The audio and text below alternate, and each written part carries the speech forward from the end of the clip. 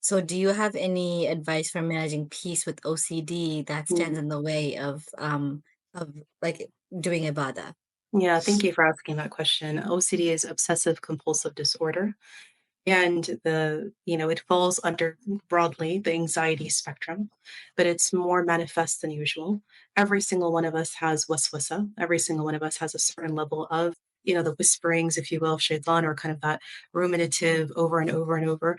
But for some people, it's a higher level. It's a much higher level to which it affects many different things, some of which can be our ibadah, as was mentioned in the question, which is our worship.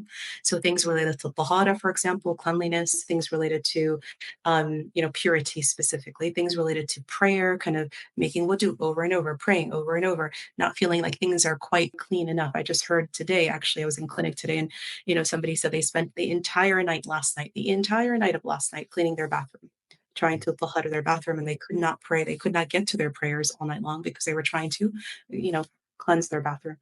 And so, yes, especially in Ramadan, something happens in terms of this. We're just so much more hyper aware of everything we're saying and doing. And it's such a blessed month. And it's so much, every single minute of it is so blessed that we want to like latch on and hold on. So that sometimes gets in on if somebody has a baseline of OCD, a baseline of anxiety, it could really ramp up in this moment.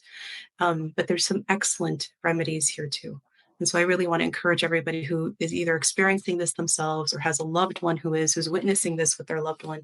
It's really important to try to refer them to professional care in this point, because if you've already tried, and many people who have OCD, they say, I've tried everything. I've tried this, and they usually have tried.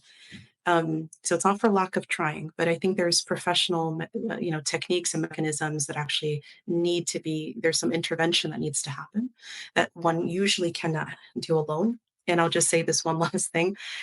This is not just me as a modern day kind of psychiatrist talking. This is, I'm quoting now Balkhi, who, was Zayd al-Balkhi from the ninth century, who says exactly the same thing in his books, where he talks about, the waswas al-qahri, this kind of high level, pathological level of waswasa that needs treatment, and says that you must go to somebody who can guide, another person who is trained and can guide you through handling these obsessive and compulsive thoughts and behaviors. And also imagine that in the ninth century recommends medication, which I won't get into today into a medical discussion, but he says this in the ninth century. And then lastly, he says, and if Allah sent you this condition, know that He's always also going to send you a treatment or a cure. And quoting the hadith of the Prophet sallallahu alaihi wasallam. So hopefully nobody um, loses sight of that, and he knows that if Allah sent them this difficulty, He'll send them ease, inshallah, with it as well.